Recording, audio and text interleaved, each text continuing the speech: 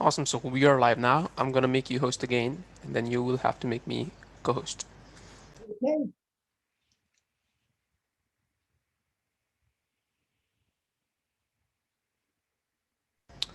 Done.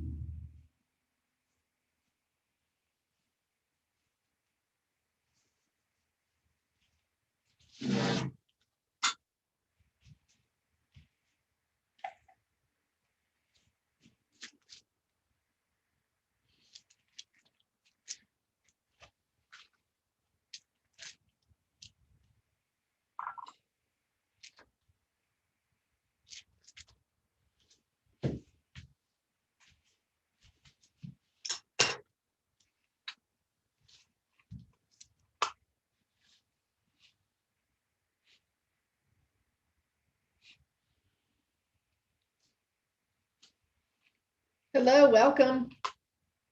Hi, Oh, Kristen. Hey, Kathy. Hi, welcome back.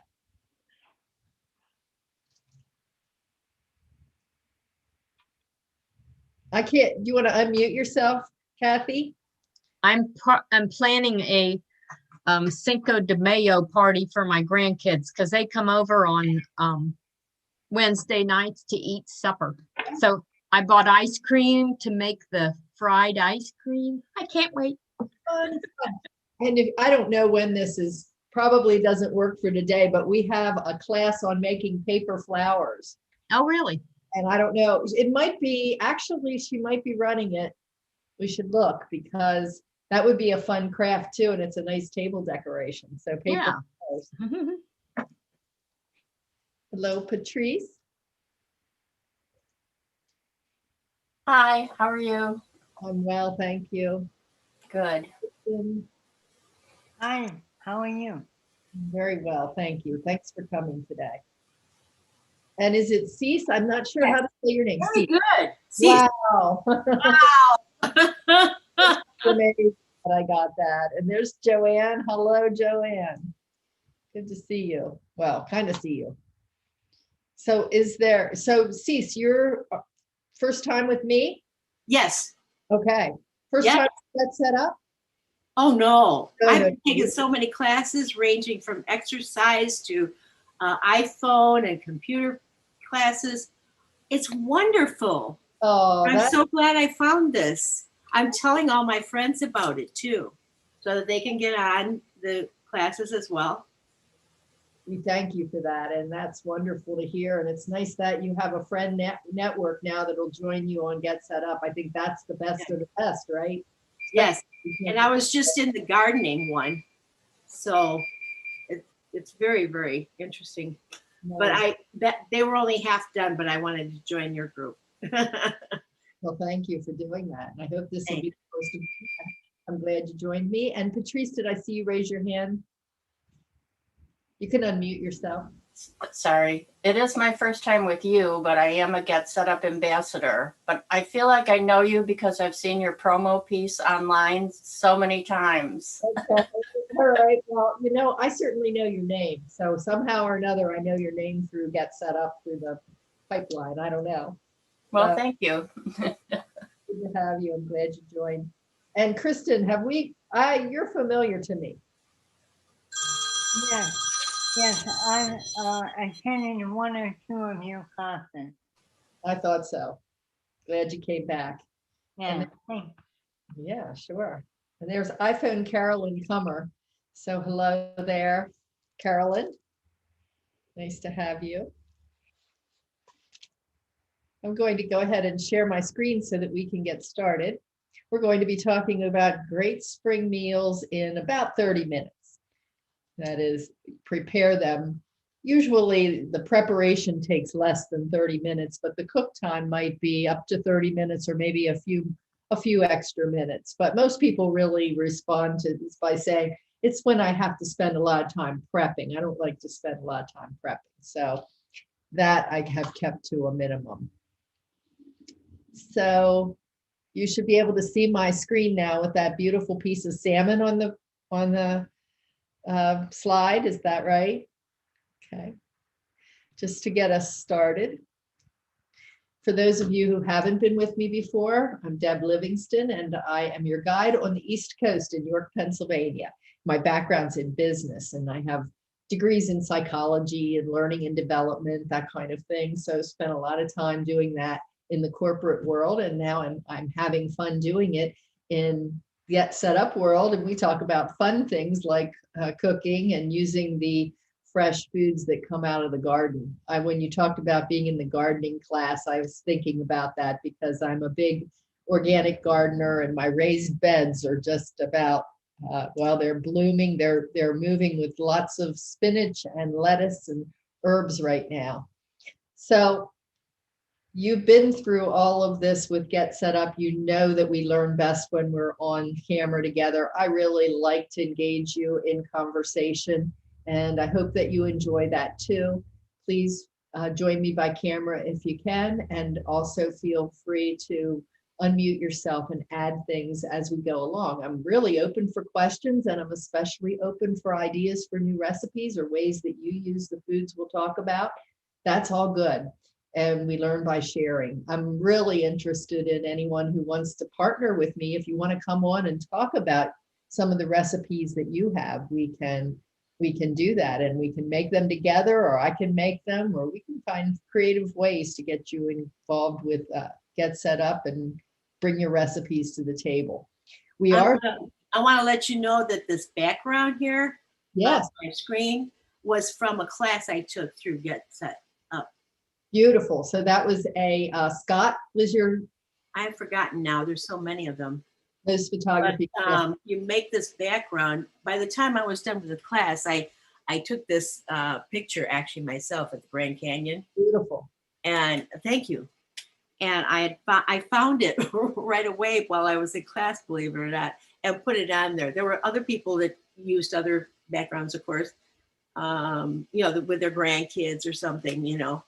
But I just thought I'd mention that because my lighting from my house is bad. Mm-hmm.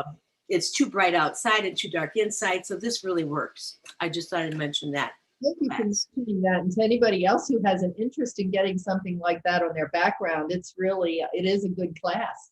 And you can learn that quickly and easily and do it for yourself if you want. So we like to have classes that let you create an end product. So thank you. I'm glad you brought that up. We are live streaming right now. So hello to those of you who may be out there in live stream. And please join us, sign up for a class and be part of the conversation. That would be wonderful. As I go along in these classes, some more than others, I'll mention products, or I might look at websites and things. I just want you to know there's no financial arrangement with any of them or with Get Set Up in that respect. And I have a new email address right now, and this is intended to really get some communication going with all of you who come to classes. And if you want to write this one down, debtheguide@getsetup.io. I'd love to hear from you on what your favorite recipe or dish is that your mom used to make, or any recipe pictures that you might take, or recipes that you have that you want to share and might be interested in even coming on to a class and walking through with us. So this is a way we can get new content and learner, member content into our site. We love that, so we can share together. So here's what I have in mind for today. I've just recently started to do some of these classes from my kitchen. So those of you who've been with me for a while know that I was in front of my desk, or at my desk in front of my computer. I still do that sometimes, but I'm still learning the art of managing computer and screen sharing and working with the oven and all the things that go together with a recipe at the same time. So that's always an interesting challenge. So you get some entertainment in that respect if you can view it that way. Sometimes it doesn't always go smoothly. So, but I don't have a film crew either. So I'm going to turn on my oven right now because I need to set that at 400 degrees because we're going to be cooking one of these spring meals. And I didn't want to spend too much energy before you all came on. So today we're going to talk about some featured ingredients for the spring. What are we looking at in these recipes? And especially, of course, what are the seasonal fruits and vegetables that we see this time of year and can get a better price on, as well as a fresher quantity of those at market because they are in season. Then we're going to look at a 3-day meal plan. So sometimes people say to me, well, what about, can you just give me a plan? I just want to take that and go to the grocery store and not worry about what I'm making for dinner. So I have a 3-day dinner meal plan, not necessarily breakfast and lunch, but dinner that I'll share with you. And if you like these, then you'll have a ready-made set of recipes, and we will go through those recipes. So where you're from right now, what is in season? What fruits or vegetables are in season where you live? Do you know? It's getting harder to know what's in season because with the way shipping is all over the world and all over the country, we have everything all the time. But I was going to say that. I mean, how do you know? I know that citrus fruits are like January and stuff, January and February. right, But melon and strawberry right now, probably. okay. I don't know what else. And where are you, Kathy? Ohio. Ohio, okay. So strawberries are certainly coming in, and melons come usually a little later, at least in your region and in my region. I don't get melons until later summer. They take quite a while, but of course we get them out of the South. So that was one of the reasons I asked, because it can be really confusing. Anybody else want to weigh in on what they see in their own market right now that's in season? Anybody go to a farmer's market? I'm very fortunate that I live in a community that's pretty rural, and we still have lots of farm stands, lots of markets, and of course I garden, so that kind of keeps me in touch with what is in season. So I'll let you know. And it differs, of course, all over the country. But right now we're looking at spring ingredients. So we're looking at artichokes. They're very much a spring crop. Now artichokes are mostly grown. Who knows where artichokes are grown in the United States? Anybody know? I've had somebody say, oh, we grow them out here. And out here is California. Yeah, California. Yeah, California and the Pacific Northwest. They're also grown mostly in Italy. Or no, excuse me. They're grown in other countries as well. In fact, I have to apologize. I said that. California is a place where artichokes are grown, but I'm also thinking about this other one down here, kiwi, too. Kiwi is a crop that is grown. It's native to China, and it's grown a lot in Italy, believe it or not. And it is grown out in California and in the Pacific Northwest. So I confused those two a little bit. So needed to change that around. So how many of you eat artichokes now? Ever eat artichokes? Yeah, so Patricia, tell me about that. Is it Patrice? It's Patrice. Patrice, tell me about how you eat artichokes. Do you eat them fresh? I eat them the lazy way, from the jar. This way? Oh, Yes, either just fresh in water or in oil, depending on what I'm having. But I have had the whole artichoke before, but I've never cooked them myself. I've had them when other people have cooked them. But I love them and wouldn't mind learning how to cook a whole artichoke. Yeah. I have cooked them whole. I've cooked them for 20 minutes in boiling water with garlic and bouquet garni. And then I pour off most of the water and replace it with about a half a bottle of wine. And I cook them for 20 minutes and eat them with melted butter or mayonnaise. And I'm known as a connoisseur of artichoke. Oh, wow. Kristen, maybe you could come on and help us with that. Work together doing an artichoke session and do a whole artichoke and work through it. So if I understood, So you put them in boiling water and then you add, to cover them and add garlic and bouquet garni, which is bouquet garni, and then you boil that. mostly rosemary and, other herbs. And then I cook them for 20 minutes, and then I pour off most of the water, and I put about a quarter to a half bottle of wine, white wine, and then I cook them for another 20 minutes, and then I eat them with butter or mayonnaise. That sounds delicious. So one day we need a class on artichokes and even how to eat them with the leaves and the heart and so on. Yeah, Thank you for sharing that. you're welcome. So we've got asparagus and cilantro. These are all spring crops. Cilantro is crazy right now because it grows so beautifully in cool weather. So if you have cool weather where you are or a shady spot, you can make it go longer, but it very rapidly will go to seed. And then you'll have coriander because that's what the seeds of the cilantro plant are. And then this is a non-fruit or vegetables. Anybody know what this is? This is a pasta, and it literally means little ear, and it's pronounced orecchiette.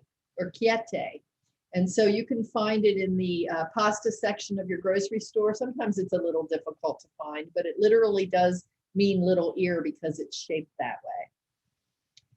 And of course, peas are in season at this time of year. We have a number of different kinds of peas, right? So green peas out of the pod, we have sugar peas, we have snow peas. Any other kind of peas that you eat? Sugar snap peas are part of this. Yeah, so we're going to do a spotlight on peas in a couple of weeks, and I'll have some recipes to showcase those since they're a spring vegetable. Pineapple is in season in Hawaii right now. So this is a good time of year for Hawaiian pineapples, and they ship to me, I learned, on the East Coast in about 4 days. So it's amazing to me that a pineapple can get from here to there and on my grocery shelf in 4 days. And then portobello mushrooms. How many of you eat portobello mushrooms? Yeah. How do you prepare those? Is there a favorite recipe you have? I am like the quick cook. Like I have gotten them already prepared in the grocery store, maybe stuffed, and then just cook them according to the directions on the label. So I have not cooked them from scratch. You use the little ones or the big ones? Both, actually. Both. Okay, we're going to talk about these portobello mushrooms in a recipe. Yeah, stuffed mushrooms we're going to discuss. But in this case, it's going to be a whole meal. So you can make them into appetizers if you use the little ones and stuff them. And it's such an easy stuffing. So romaine lettuce is another thing that is in season right now. It's spring. Lettuces of all sorts are in season, and they're especially nice and sweet in the spring when they're homegrown because they like the cold. Once it starts to get hotter outside, lettuce begins to get bitter. And right along with lettuce is spinach, so that's a spring crop as well. And it bears profusely in the spring, and then it starts to go to seed in the summer in the hot weather. And how many of you have strawberries right now that are locally grown that you know of? Yeah? Kristen, where are you? Do you want to unmute yourself? I'm in Tucson, Arizona. Okay, so that makes sense. You would have strawberries. Well, those of us in Ohio and PA are eagerly awaiting that for later. And then I put this one in as a last term. Anybody hear of this term spring chicken before? Did you ever hear a person being referred to as a spring chicken? Yeah, so I had to look that up. I wanted to know exactly where that was coming from. And as it turns out, spring chicken is really a thing. Back in when we were more agrarian, the farmers knew that they could get a better price for their for the chickens that they grew in the spring. They were young and tender, and so they would get a good price for their spring chicken. It was a thing. And then, of course, it got picked up and used for other things. So here are my 3 days of spring dinners that we're going to talk about. I'm going to do this specifically the spinach and artichoke stuffed mushrooms today for you. And we'll talk through the other recipes. And I'm going to share as much of those recipes as I possibly can today, just talking about them. And then whatever I don't do or whatever we do here, you're going to get at the end in an email. So I always send you the recipes. You'll get the recipe for all of these dishes. And hopefully you'll find something there that you'll like, or maybe all 3 of them, and that would be fun. That you would not have to plan 3 days worth of meals. And a lot of people have told me over the classes that they don't really prepare a meal every night of the week. They do put in some leftovers in there. So maybe 3 meals is about average. What do you think?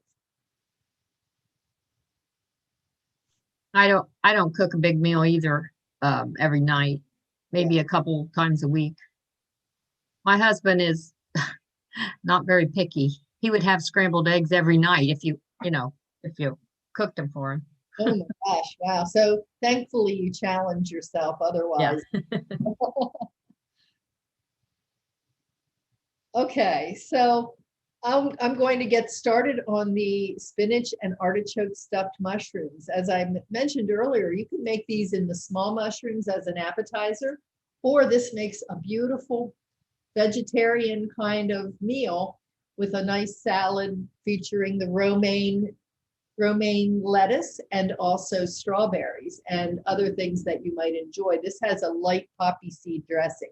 So we'll look at that while some things are happening here with the artichoke mushrooms. I'm going to stop my share right now so you can watch what I'm doing. And now you should be able to see me a little bit bigger and see my mushroom here. So I've done 2 mushrooms. These are immense. And the recipe actually calls for 4 mushrooms, large mushrooms equaling about 14 ounces. Now these 2 equal about 11 ounces, but these are so big that I didn't want to make any more. I don't want leftovers of these, and my husband and I are going to have them for dinner. So one of the things you can see is on this one here, I have removed the gills. And you see that, and here they're very dark and it's still in there. So I'm going to just remove the gills on these, and I'm also going to cut the stem of these is woody. Now most of the stem is off here, but I'm just going to cut the rest of it off. Get in there and cut it. And then I'm going to use a spoon like this and just spoon around and peel those gills out of there. And anybody know why we're doing this? Why do we take the gills out?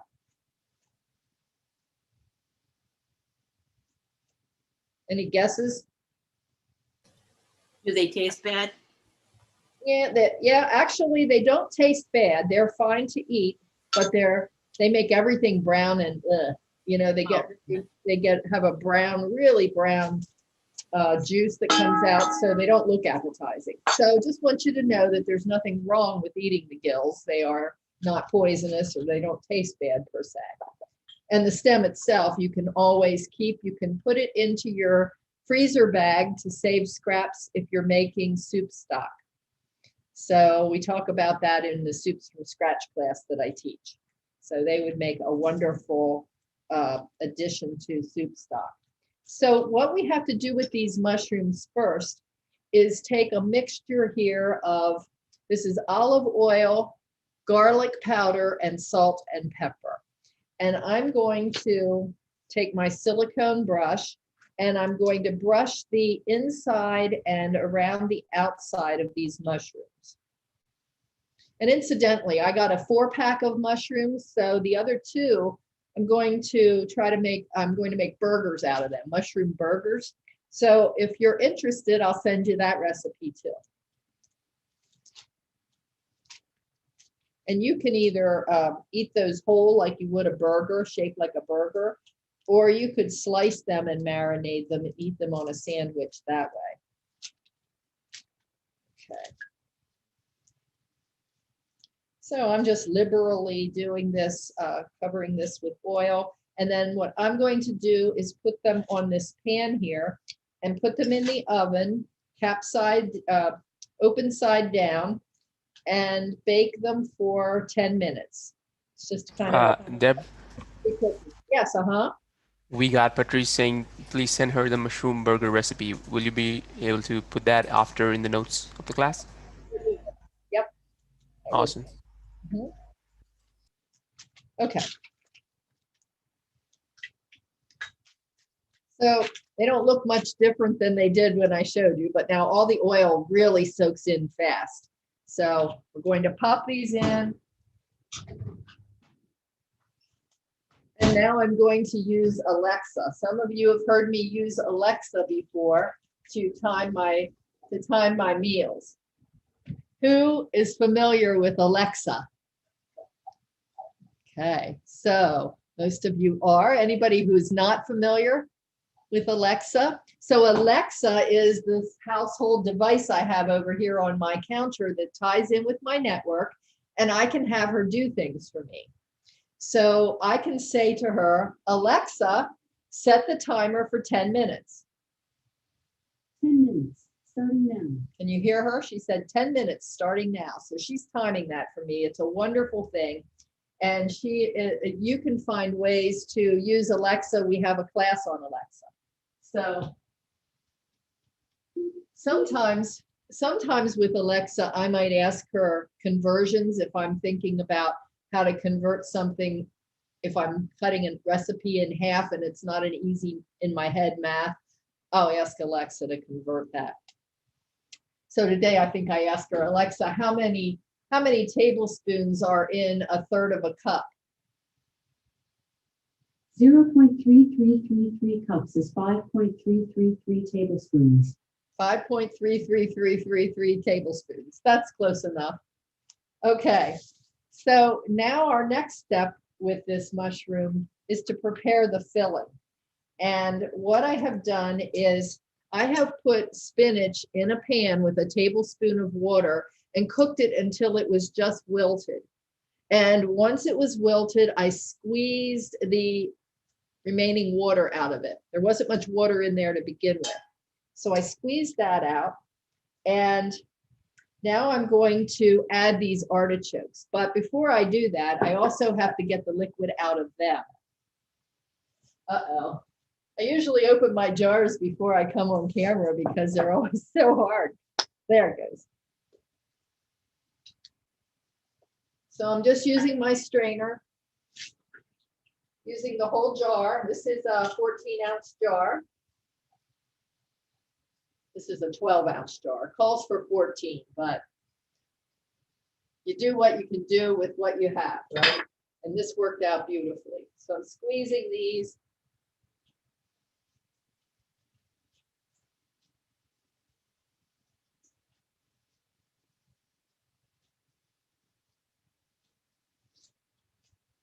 And then I'm going to chop them. So. While you're chopping, may I ask a question? Absolutely, you can ask a question. I try to be able to multitask. Thanks. Yeah. Sometimes on my jarred artichokes, I get very woody pieces. Yeah, Do you know what I mean by that? I do know what you mean, and I just get rid of those. Okay. Unfortunate, but sometimes the brands, I think it matters with the brands. So I'm paying attention to that here because they don't get soft. They'll stay woody. Exactly. Even though you want to cook it. So yeah, and I just wouldn't buy that brand again. This brand seems pretty good. It's Tuscan Garden is the brand. Tuscan Garden. So I just chopped those roughly, and I'm going to put them into the bowl here with the spinach. And now I'm going to add 2 ounces of cream cheese. This can be the lighter cream cheese. It calls for the Neuchâtel cheese. Put that in there. and a 1/4 cup of Parmesan cheese, grated, not shredded, grated Parmesan, and a 1/4 teaspoon of pepper, and 1/8 of a teaspoon of salt, or thereabouts.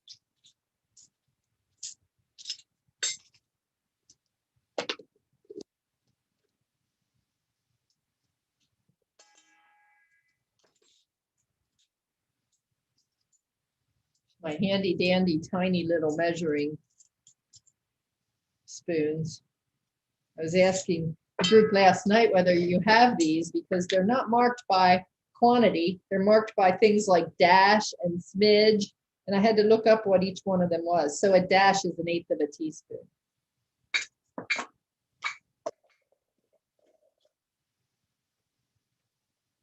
And now what I'm going to do is just stir this up. It's going to take a little time to blend all this cheese in.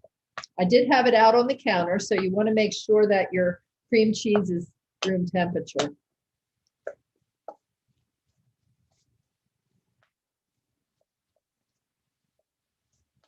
And while I'm stirring this, I'm going to share my screen again, and I'm going to show you the recipe for the romaine salad with the strawberries so that you get a feel for what's happening. Oops. What's happening in that recipe. It's a pretty simple salad.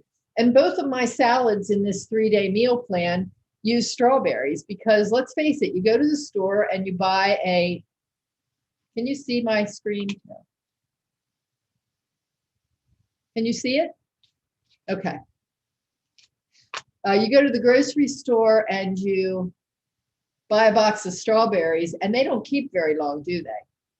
And you know you should not wash your strawberries until you're ready to use them. That hastens their demise. So I did make 2 different salad recipes for this week so that you would be able to use up your box of strawberries. So let's go to the recipe here. This only takes a few minutes to prepare, less than 30 minutes. But what you do for this recipe is sugarcoat some almonds because you're sprinkling those on top. They make a really nice addition to this recipe. You put the sugar, a 1/4 cup of sugar in a little frying pan and cook it over the medium heat until it's melted in kind of a caramel color. It takes about 10 minutes. And then stir in your 1/3 cup of slivered almonds. And until they're coated, then just pour them out onto foil or parchment paper and let them cool. And then the rest of your salad consists of romaine lettuce, 1 bunch of it, and you can just twist and tear the romaine, or you can cut it if you like. And then a small onion. I like to use sweet onions. I especially like Vidalia onions. Anybody else like Vidalia onions? Yeah, they're my favorites. And 2 cups of half strawberries. Then the poppy seed dressing is very, very good and nice and light. You can use it for this recipe and also for the one on day 3, although day 3 has its own dressing recipe also, which is a strawberry flavored dressing. So this dressing is easy. A 1/4 cup of mayonnaise, 2 tablespoons of sugar, a tablespoon of sour cream to give you some tartness, and a little bit of milk, a little bit of cider vinegar, and poppy seeds. And so you're just going to whisk those together in a bowl and toss it with the salad. Or you can keep some of that, just toss what you're going to eat would be my recommendation so that it doesn't, get too wilty. Romaine lettuce holds up pretty nicely though. And sometimes I like it when it's left over, but mostly not. And that might hold up for a day. It's actually one of those salads that you're better off scaling your quantity just to make the servings that you want. So this one I think makes quite a few servings. I know I saw that somewhere. Yeah, so it makes 10 servings. So you could drastically reduce this. Cut it in half, cut it into a 1/4 of what it is, and then just use your poppy seed dressing and keep the rest in the refrigerator for next time. I always like when I have extra dressing. Okay.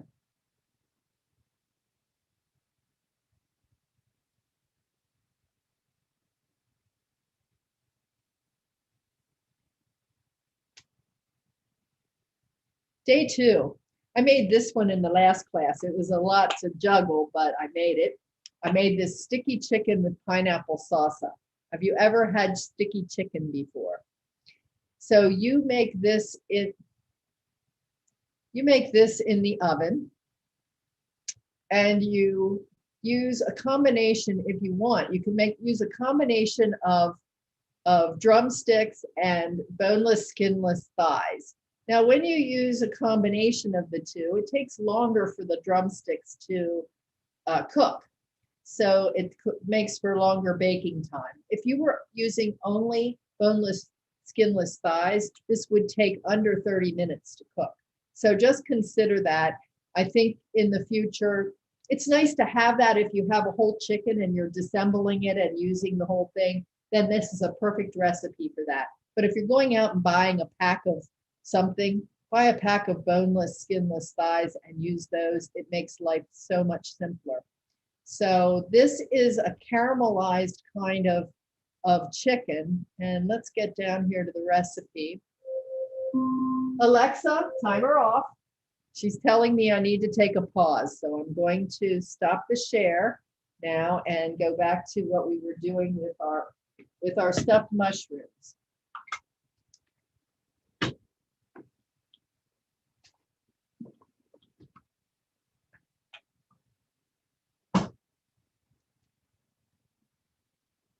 They smell good. I can smell the garlic.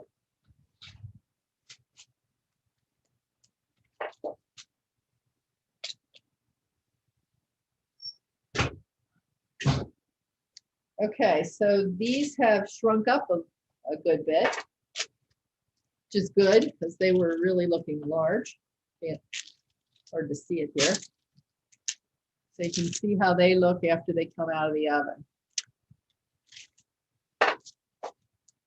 And now, can you see everything I'm doing okay? Because I'm going to turn those over and stuff them.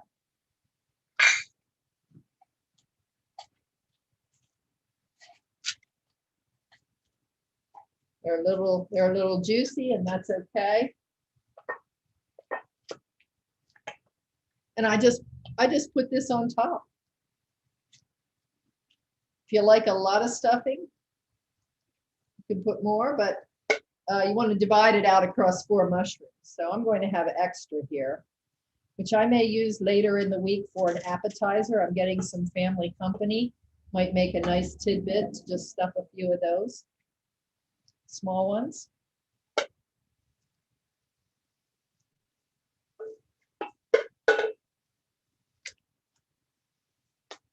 And we're going to just bake this now for 5 to 7 minutes and it's done. So that while you're doing all this, you could be making that salad we talked about. You can have your dinner. You can have your dinner on the table in about 30 minutes.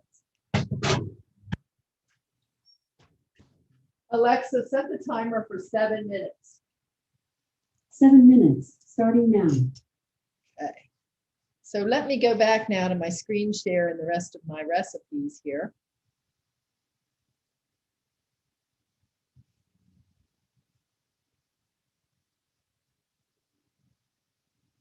Okay, so we're back here to the chicken, and we're just talking about using the thighs and or the drumsticks.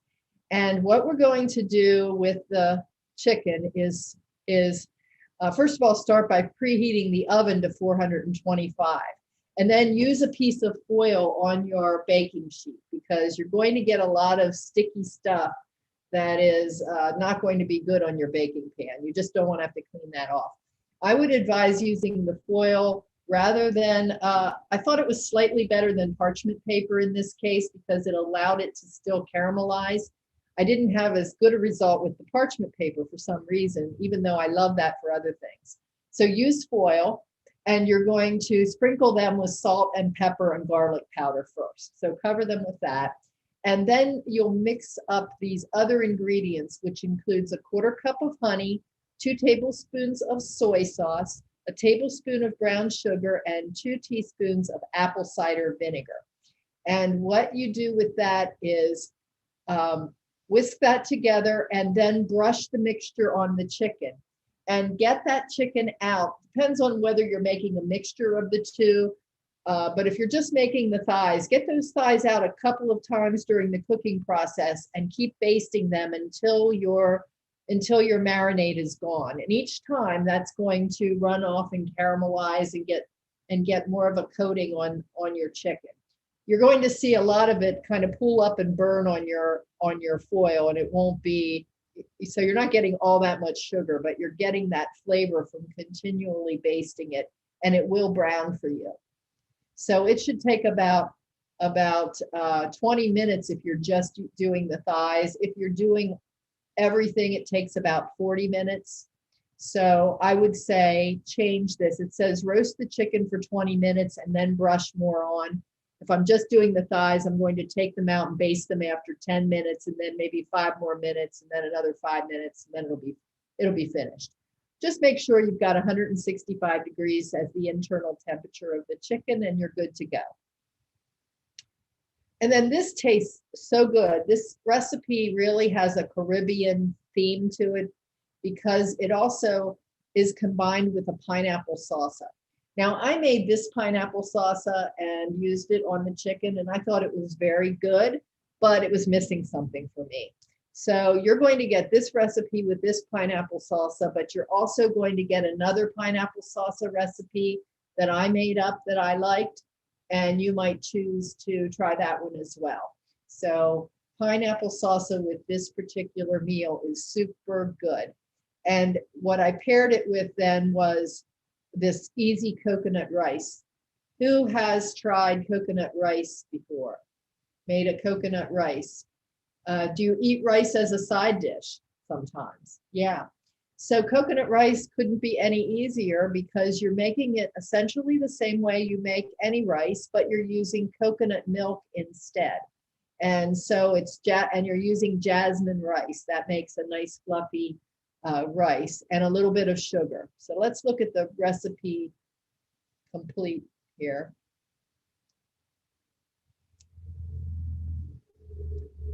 Again, this will make a lot of rice. It's 2 cups of rice. You can always cut it back, but you're going to be using a full can of coconut milk for the full recipe. Here's what I recommend that you do. If you want to take a bet that you're going to like this anyway and want to have leftovers, I would cook the whole amount. I cooked the whole amount with the full can of coconut milk, 1.5 cups of water, a little bit of salt, and sugar. Some people like just the fragrance of the coconut, and that's good enough. Some people like their coconut rice to taste more sweet. You can make it the way that you want it. So what I did when it was finished cooking is I served it with a little bit of fresh cilantro, and then I took the rest of it that I wasn't using, let it cool down, and I put it in a freezer bag. I just got it out and reconstituted it last week. I didn't even have to add water. I put it in the microwave. It heated up beautifully. So rice is a great thing to make extra for and then package in individual servings, especially if you're only cooking for one. So that's a tip that I have for you there. And it goes really well with this sticky chicken, I think. And then the additional vegetable here could be anything that you like. I just thought maybe roasted broccoli would taste good. Broccoli is another spring vegetable that comes in at this time of year as well as in the fall. You can toss this in the bowl with some olive oil. And this calls for a pound, but let's just say you're pulling out whatever you want for your serving. And a little bit of olive oil tossed on there. You know they're using 2 tablespoons for a whole pound, so you don't need to use 2 tablespoons. And then salt and freshly ground pepper, as simple as that. But what else? Have you roasted broccoli before? And what else might you season that with? Especially in light of what's happening with the rest of the meal here and the Caribbean kinds of flavors. Any ideas of what you might use? I actually love the everything bagel seasoning on just about anything. Oh, yeah. Now who's speaking? Because I can't. Patrice. Patrice. Okay. Great. That sounds like a good idea. That gives me something to do with my everything bagel seasoning because I haven't been using it very, very much. Good idea. Any other suggestions for how you might use your, or how you might season your broccoli? I have a garlic pepper thing from Pampered Chef. Is it Pampered Chef? Oh, no, it's Tastefully Simple. Garlic pepper. Oh, it's so good. So it's sprinkle on kind of thing? Okay. Yeah. Yeah, that sounds good. Maybe a little lemon would be good.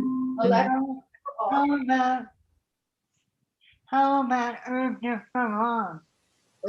Herb de Provence. That would be nice to try. Yeah. Okay, I'm going to get the mushrooms out now. Turn off my oven, get rid of that noise.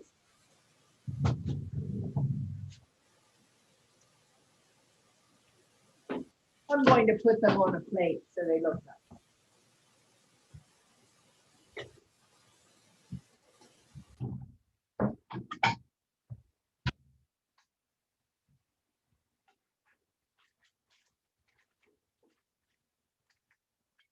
And of course, they're going to look a lot better with a side of salad on the plate too, to add some color. Mushrooms aren't very colorful, are they?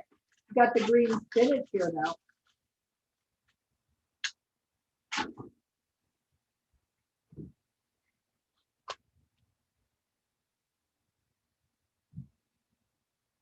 And there they are. And they will make a great lunch for my husband and I, or mid-dinner or whatever you might call it, midday dinner. Looks good. Easy to make. So if I can make them while I'm talking with you, they've got to be easy, right? So now, I'm going to share my screen again.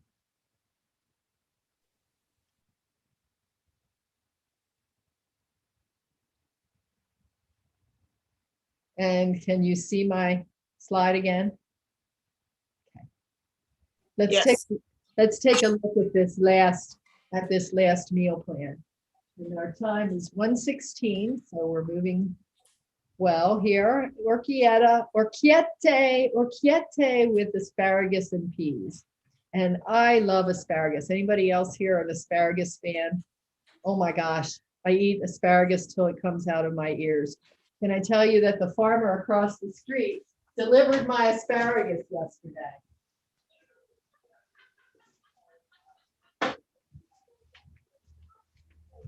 What do you think I'm going to be doing? So lots of asparagus and lots of peas.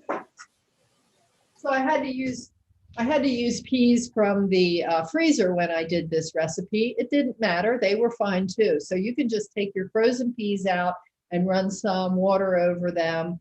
One of our learners came on one day and said, that's a great way to remove any kind of icy freezer burn taste that's on any kind of vegetable, just to run water over them always before you put them into water to boil or cook. So this is not a difficult recipe, although I think it is worded strangely. So I'm going to take it slowly to go through it. And I know this could be a little hard to read, so I'll walk you through. This is using a pound of orchiette, but I don't even know that you need quite that much. But it calls for a pound of orchiette and a 10-ounce box of frozen peas and a bunch of asparagus and a bunch of scallions and then some Italian parsley and some grated Parmesan cheese. So let's walk through this. The first thing you do is bring a pot of water to boil for your pasta. And then in a separate pan in your large skillet, you're going to add olive oil and heat that over medium heat. And then when the oil is hot, add in garlic. And that's going to be 4 cloves of thinly sliced garlic. You don't have to mince it, just thinly slice it. and you just let that sizzle for a minute. You don't want to burn garlic. We all know how that tastes pretty bad. And then add the asparagus, which you've cut into 1-inch pieces. So you break the woody end off. I won't have to worry about that. There won't be any woody ends on my asparagus, but if you get it at the store, make sure you break the woody end off and then cut it up into 1-inch pieces and just put it in that pan for about 5 minutes until it starts to soften. And you can always add a little water from the pasta if you need a little help with that, and then cover it with the lid to sort of steam that a little bit so that it gets done. And then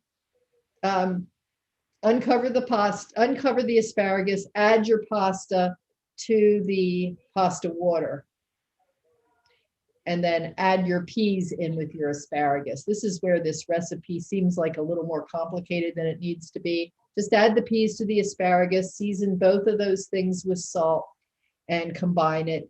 Then add your scallions in, and now you're going to add 1.5 cups of the pasta water. So you're starting to get some liquid in there with your asparagus, your scallions, and your peas.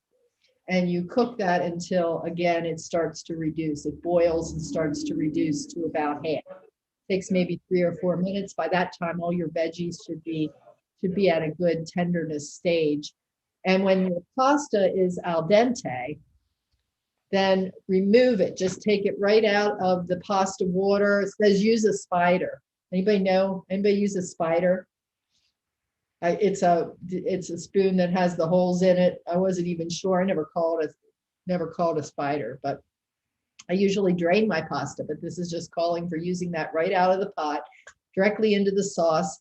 Then add the parsley, drizzle with a little olive oil, and then toss to coat it all. I think what's happening here is when you take it right out of the pasta water, you're again adding some wetness from the pasta. It's not totally drained, and that's helping to create a sauce there. And just keep adding a little more pasta water if that just seems like it's getting too dry. And you remove it and then sprinkle it with grated cheese and toss it and garnish it with pea tendrils, of all things, if you have pea tendrils, but don't worry about it if you don't have pea tendrils. They just look pretty. I have pea tendrils in my garden, and I don't use pea tendrils. So anyway, that's the way that works. And I think that the nuance here is in how you add a little more pasta water, how much Parmesan you use. I modified this a little bit so that I could just added more seasonings, more salt and pepper, a little more Parmesan, a little more water, till I got that to the consistency I really liked. You might like it just the way it is as written here, but you have some options with that. So it's a nice, I guess what I like about this is that it's a nice light pasta dish. So many pastas are heavy sauces, really heavy on the cheese. This is not, and it really features those spring vegetables. The other thing you might do, and this is a strategy I use a lot, is to reduce the amount of pasta that I use and up the amount of vegetables. So that's a consideration too. I always am looking for more asparagus or more peas in pasta. So do that and not use all the orecchiette. And then this is our last salad, the one that I said we'd use the rest of the strawberries, but it's a little bit different because now we're not using the romaine lettuce, we're using spinach instead. You could use romaine too. Looks like I have a little slow internet coming on here. Here it comes.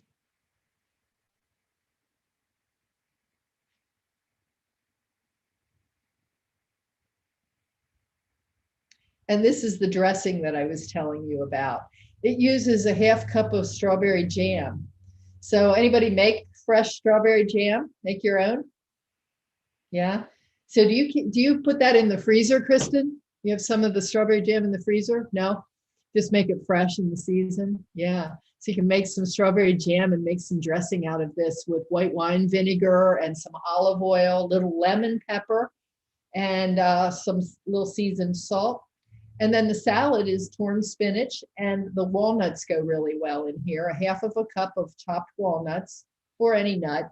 And I use pecans a lot. I like those toasted especially. So I'd put those in there. and 2 cups of sliced strawberries and 2 kiwis now. So we're adding another fruit.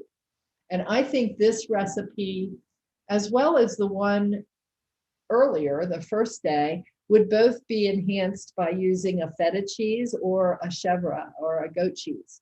So they would both be nice salty additions if you like. If you're like me, I can be too overrun with too many sweet flavors, so I need a little salt, something salty in there to balance. And sometimes that cheese is just what we need. So that's the spinach salad with kiwis and strawberries. So what recipes will you try? Or what questions do you have about any of these recipes? Any of them look like you might give them a try? I think the asparagus and peas, I love both of them. And I've never seen that pasta before, but I guess you could use any kind of pasta Yeah. with it. But Yeah, have you you might try those little shell pastas. Yeah. because Similar. Yeah. have you ever heard that if you have woody stems on your asparagus to peel them? Yeah, I have. So that's a good idea. Now the very end Wow. is you can't use, but yeah. Hmm. You can get it down there to where it's not woody. There is a part of it that you can't salvage sometimes, depending upon how old it is or how far down they cut it. Have you done that? I've never tried that. I usually just use the tips of them because that's the part I like the best, but I don't go too far down the stalk. Yeah. So Well, come back and we'll talk more about asparagus when I'm doing that spotlight on asparagus where we'll just talk about asparagus. And we'll Okay. explore that. And I think one of the things that you're saying here is a good one, that we should look at how we can use shaved asparagus and how we can peel it. I had someone tell me the other day that they like to peel the points off those little points that are all the way up the stem because they don't like the texture of that. oh yeah. I never thought about that, but everybody's a little bit different. Yeah. Could you put the sticky chicken recipe back up? Oh, yeah, Missed the end of it. Thank you. sure. And I am sending this to you, remember? Oh, okay. That's good. So I'll show it to you, however. Yes, all of these recipes I always send out because I wouldn't expect you to write all these down. That's a drag. Okay, so jump to recipe, but here it is. Can you see it? Yes, Bigger. yes, I can. Thank you. Can you scroll down a little bit more? Uh-huh. Deb, have you tried butterflying a chicken? Butterflying it or spatchcocking it? Oh, spatchcocking. Yes. Yes. I used the wrong term. I'm sorry. Have you tried that? Oh, that's okay. I think maybe once a long time ago, I spatchcocked the chicken, but I don't do it regularly. Have you? Yes. I saw it on television, and what they said is it helps all pieces of the meat cook evenly. And I was thinking that would be a really good thing to do for your recipe. A good class, a good for this recipe. Yes. Uh-huh. For Yeah. the sticky chicken, because then you could have all the pieces cooking at the same time. That's a great idea. And Please, it did work really well. are you going to try it? Pardon me? Will you try it? I did do it. Yes. You did it with the sticky chicken? Oh, no, this is the first time I'm seeing your sticky chicken recipe, but I'm going to try it with the sticky chicken recipe. So will you do me a favor and send me photos and tell me how it works? Because maybe we can come back and do a session on spatchcocking chicken. I don't know exactly what I'm going to be doing it, but okay. Sometime, if it happens, just write to me at that email address. It would be fun to see what you come up with. Okay, I don't have a whole chicken right now, but when I'm ready to do a chicken, I will. No press.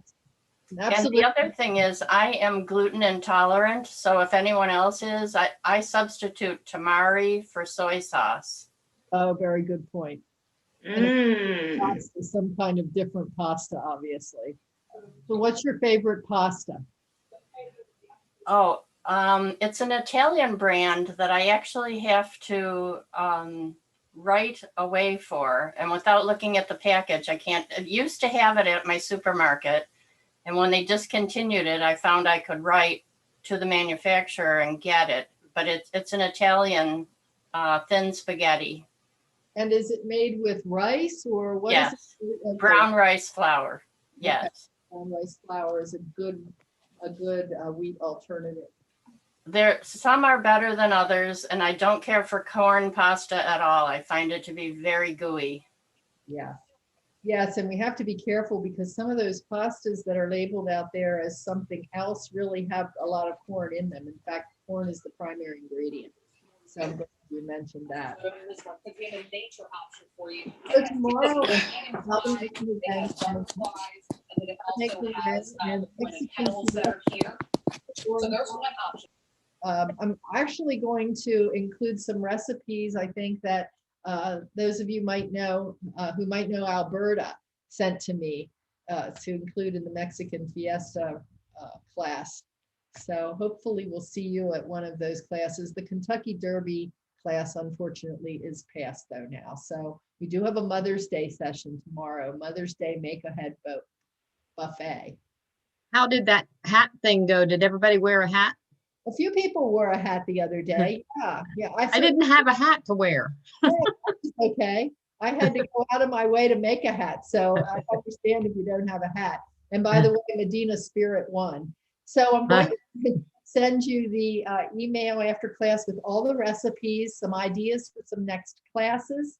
And you can always email a friend from here. I'm really thankful, Cece, that you're telling other people and inviting them to classes.